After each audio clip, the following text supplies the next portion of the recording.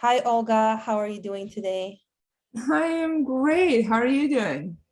I'm feeling pretty fantastic. Very happy to meet you here and discuss your journey in the blockchain and Web3 space. Yeah, it's been a ride. Absolutely. I was rewatching your TED Talk last night to keep myself inspired. Um, and I'm excited to know what got you into the space in the first place. Yeah, that TEDx talk was an interesting experience. Someone approached me to do it, and I was somewhat in the beginning of my journey and very fascinated by technology. And I asked whether I am the right person to even give that TEDx talk because I was pretty new at the time. And through conversations with the organizer, it became that we're all new, we're still new, we're still in the beginning. The beginning is long, and that after interviewing a lot of people, my passion for it stood out, and that's why I was chosen. Um, so and that's the answer to the question of what got me into this field. It's the passion for technology, uh, and specifically the opportunity to use technology to build on what we already have, to keep what works and discard what doesn't, and build it better the second time. I think that's the promise of any technology, definitely blockchain technology and smart contracts and metaverse and all the related technologies. And that really gets me excited. And I've been excited about blockchain smart contracts technology since around 2015. And I think it's an opportunity to have a new beginning and learn from your mistake. That's why I love it. Fantastic. So as we enter this Web3 space, how do you think we can get more women involved in this space? You know, I think one way to do it is education of what it is, what promise it holds, um, and how you sort of learn the basics and get in and start building. You know, women, for example, minorities have been not present in technology and many other fields. It's clearly a reality that we don't like. That is clearly a reality that we can discard, and that is clearly a reality that we can rebuild. And Web3 offers a new world. And if you don't like your current world, why don't you get in the opportunity to build the next one? Because if you build it yourself, it is more likely to be palatable to you. And I think, to me, that pitch in technology is compelling, and that what keeps me in the field of blockchain and Web3 and frankly any other technology is, yes, I'm often one of the few women, yes, I'm often, the one, the only, um, but that, because it gives me an opportunity to build a different reality, I get excited. And I think that argument to me is so compelling, and I think we should use it more explicitly, more often, and then equip folks with basics to actually get in and start building. And along your journey, what are some of the difficulties you've had, and how did you get past them? You never know what is the source of your difficulties. Is it because I'm a woman, or is it because I'm an immigrant, or is it because I have an accent, or is it because I have a quirky personality and I'm just not for everyone? Like, you never quite know. So you can suspect, and that statistically speaking, some groups are discriminated against. But at a point in time when it happens, it's really difficult to say that this is the one and only reason why it's happening to you. So I've learned to really not focus on that too much.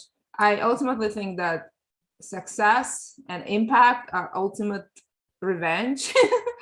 And so in point in time, I focus on learning and problem solving and having an impact. In aggregate, I'm trying to address sort of collective problems through laws, through education. But when I personally deal with what I think may be an unfair treatment because of you fill in the blank, my knee-jerk reaction is to problem solve and ultimately show that I can be successful and impactful. And to me, that's the revenge. So I guess it sounds like for you, you feel like you just focus on the solution versus the problem. And I focus on what I can control and what I can fix at that moment in time. I think long term, we can fix a lot of problems, but short terms, you can focus on being impactful where you are. And so when I have short-term problems, I focus on that. But when I have an opportunity to solve long-term problems through education, through advocacy, I am more than excited to contribute to that as well. They're both opportunities to be impactful, just under different circumstances and in different forums. so if you were to go back and give yourself advice, what would that be when you started this journey? Like, what are the lessons learned? Yeah, I think it all starts with an imagination. If you can't even imagine yourself, you will never aim for it. And I think collectively, we all have imagination problem. We can't imagine sometimes different or much different or much better. I was born in a provincial town in Ukraine. And if I were to stay there, I would have very few opportunities. My parents were not wealthy. I probably would not have even gone to college. You can say that I won a lottery and immigrated as a teenager to candy land called Silicon Valley, and had opportunities to technologies. And there's things that I've done in my career that I would have never imagined, but it's because I had imagination problems. And I think many of us do. So sometimes it's helpful to have role models and really see that if someone else, if another human has done it, you can probably do it too. Because I think that's really helpful. And so I think if I were to give advice to my younger self, is that don't assume that you can imagine everything. There's a lot of things you can't imagine, and we really should be working on our imagination to think what the possibilities are and not settle on our first wild thought, but really push ourselves deeper and wider, to have more wild thoughts, to look for examples, to actually not even find examples and still go more wild. And that would be my recommendation to myself. Go get yourself a more robust imagination. Yes, it's that creative part of our brains, right? I think you're hitting on something important here. We're taught to think so linearly that when we get out of that comfort zone, that's where really success is. It sounds that's kind of what you're describing.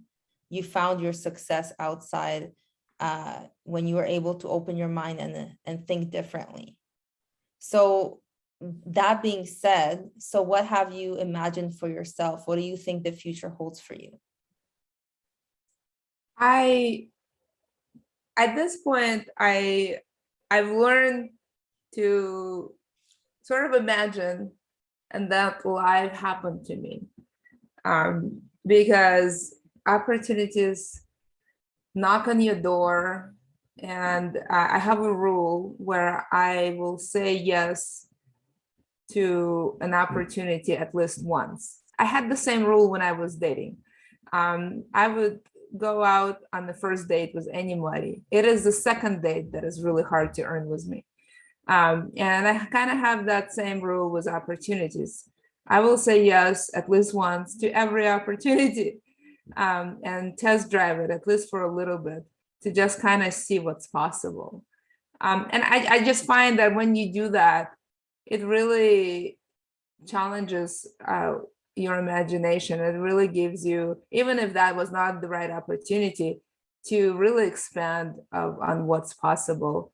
So I don't have a huge definitive plan at this point of my life. My only two plans for my life is, one, to keep on learning, and two, on having a massive impact and living the life of significance. Great. I love that. So what does that mean to you, the life of significance? To me, that means, I see some challenges in the world, and my hope is that by the time I'm done through my journey, that world is in a better shape than when I found it. So are you working on something related to that right now? I'm always working on something related to that. Today, I'm highly focused on future of law. I think law plays a massive part in our society, and we all have a dysfunctional relationship with law. And we have a lot of disruptive technologies, of which blockchain is one, including also AI and metaverse and VR and all kinds of other stuff that I think will help us have a better, more functional relationship with law. Laws are rules that apply to every person in all parts of their lives. And unfortunately, we don't understand our rights, obligations, and responsibilities. We cross our fingers and hope for the best. And that just doesn't seem like a way to get to justice.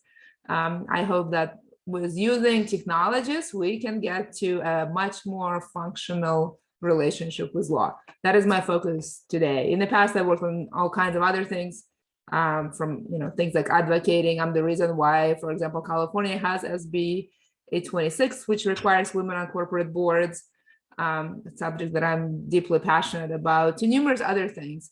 But that's where I am today. And for example, like when you advocated for, women on boards, what drove you to do that? What's the driver here? I think I found myself being as the only executive in the boardroom. And I noticed that. I've imagined that I could have had a different reality. I've done some research, and I realized that this reality will not change in my lifetime or in my two daughters' lifetime. And I kind of felt that I would like that to be changing in my lifetime, because I think lifetime was too long to waste. And after doing some individual advocacy, I've managed to convince about 12 Fortune 500 companies to find their first woman, in some cases, women of color. I decided to scale that effort, and I think laws is a way to do that. And so I've embarked on a couple of years of advocacy and testifying and writing to convince the state of California to pass its landmark law that been now challenged and attracted a lot of national attention, and has really started a movement and imagination for many girls and women to start thinking about corporate board service.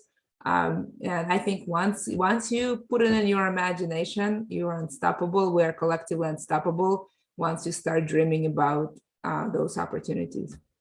Yeah, actually, that's what we want to call the papers. If she can see it, she can be it. Yeah. Yeah, so I work closely with an accelerator incubator out of Ottawa. It's called Invest Ottawa. They're the ones that actually helped me when I got started, with Women in Blockchain Canada. And I went to a lot of the events local in my community, and they raised a lot of points about women on boards and like women in technology, and they've really supported me as well, in my teachings about blockchain in the community. And then when I went in, and like you said, they started discussing the problems and giving the statistics. Like, I knew it was bad, but then when I heard the stats, I was like, ooh, and then especially like the topic you discussed, like what's the percentage of executives, what is the leadership? And I know McKinsey also published a study, and like how it affects having more women on your bottom line. And it's actually like those who have women executives, it's a positive impact on the bottom line. So that's kind of also that's what's driving me to do this interview with you. It's like, we need to have the statistics, and sometimes it doesn't always exist. So, and especially for a space like this, right? So how do we create it? That's the whole reason why we're doing this with our team. Yeah, no, and making transparent and visible, and part of the social discourse. When it's conversation and it's discussed in the open, we're much more likely to problem solve. If it's a hush hush, then it's non-existent. And if we can't even imagine and we don't talk about it, the chances of it being solved are next to none.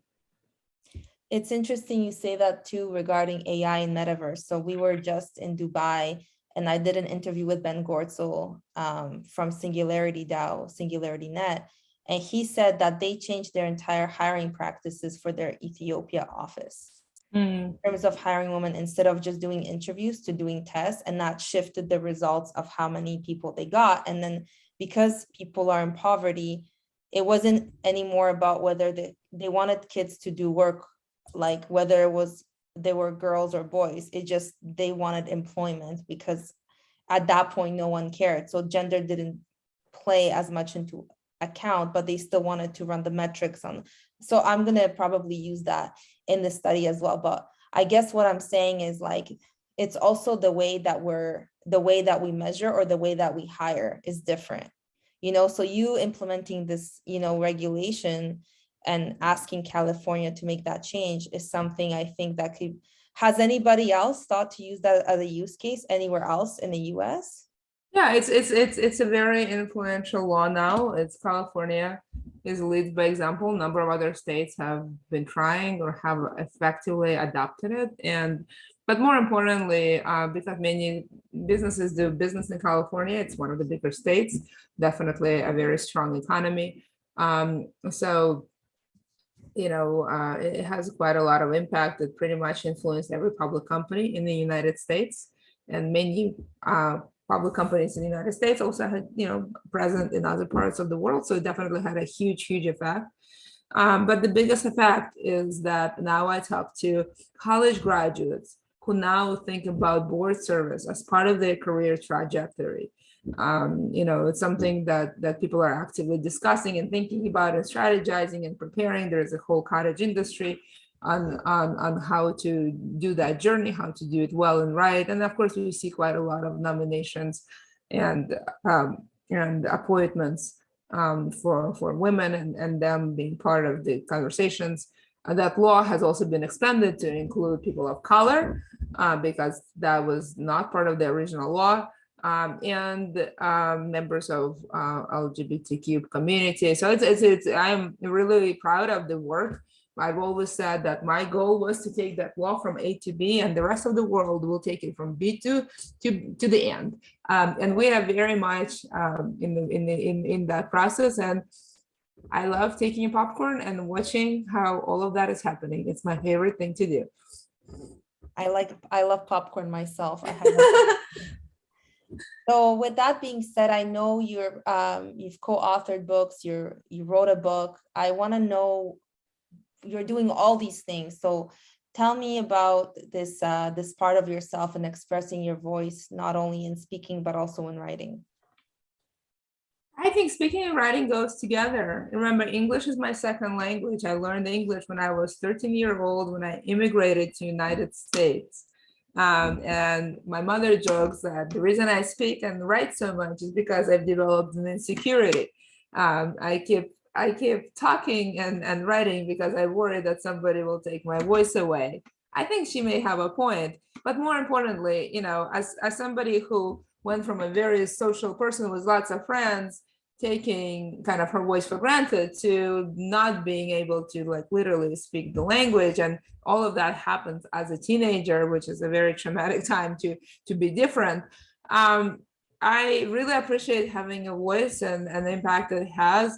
And I didn't just want to learn English. I wanted to learn English as a lawyer, which is a whole different kind of standard to your command of English. To me, that was very important.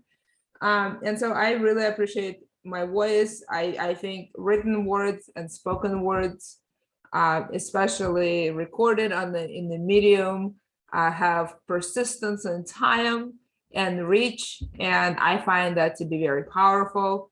The reason I did a TEDx in San Francisco about smart contracts is because my intention was to proliferate information about this amazing technological smart contract and opportunities that it holds.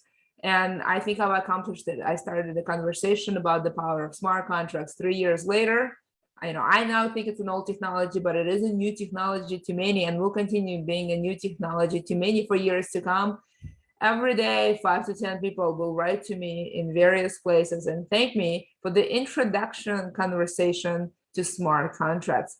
That is powerful. Your voice is very powerful. The ideas we have, the imagination it sparks is very, very powerful. And so I'm very grateful for that. My writing is the same thing. I write 1 to 3 articles every week. I've written 2 books.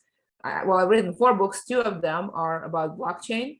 One is I co-authored with my former co-workers and PhDs from the University of Waterloo about security of smart contracts. Smart contracts is a very powerful tool. It needs to be used responsibly. And I felt very strongly that this resource should be out there for everyone to use. And the other one is called Blockchain Value, where I discussed how our world will change and specifically what new business models will emerge. Because what we should expect with every new technology is not just more efficiencies, not just bigger, faster, cheaper, but we should also expect that our lives will be fundamentally changing. That's what disruptive technologies are. They completely change and question our assumptions. And in that book, I discussed various blockchain technologies, including smart contracts and NFTs, to predict how the way we conduct commerce, the way we live life will be changing. And I outlined, at a minimum 10 ways that we see very quickly, but I expect there will be many other ways. And it's really exciting again to make that prediction, to share that resource, and now take a popcorn and watch how all of that becomes true. So I wrote about NFTs and they ballooned quite a lot, recently. And it turns out that most of the things I said in the book are true. And that's exciting. Excellent. So that's good. That's a good insight to have when you're early and when you understand things, to see how things can flow within the space. So with that said, how do you, with all that you know, and about Web3, what do you think, what is your outlook right now on what's happening in the Web3 space? I think what I'm most excited about is that, look, blockchain is technology, smart contracts is technology, Web3 is technology. What we see is convergence of a lot of technologies. There are other disruptive technologies like AI, VR, that are also maturing simultaneously. And metaverse is a good example where we see a number of technologies, maturing at the same time in the beautiful ways. And I think that's probably the most exciting. If you have ever been in any creative field, I'm a trained artist, among other things. I know for sure that if you want to be creative, you take 2 tools that you would have never combined and try to do something with it, and you will get something you've never seen before. If you combine materials, you will get something you have never felt or seen before. And the same thing with technology. We're now taking technologies that are still developing, maturing. Their properties are unknown. They're still TBD, and we're combining them together. And then sometimes they're like exploding in the massive ways and causing some unexpected consequences and force us to clean up. And sometimes they cause findings and solutions to things that we thought were unsolvable and would never be solved in our lifetime. So it's great time to be in technology. It's great time to be building, being on the convergence of technologies that will be changing our lives when they're maturing at the same time. Is an exciting place to be, because it's a place where anyone's prediction could be true.